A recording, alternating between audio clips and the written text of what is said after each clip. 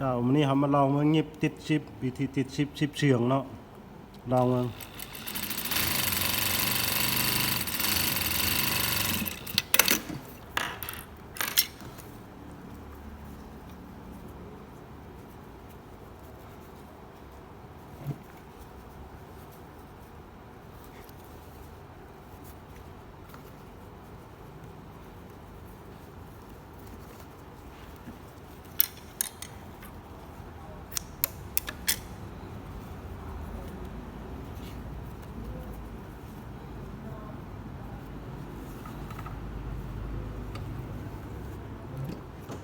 ติดเวลาติดชิปเฉียง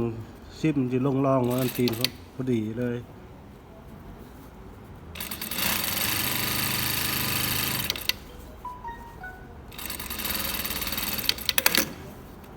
ติดออกข้างหน้ามันจะเป็นแบบนี้เลยชิปเฉียง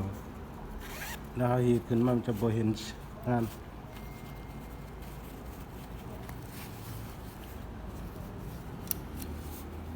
ตัวนี้จะเป็นชิปเฉียงใส่กับพวกกระโปรงพวกอย่าง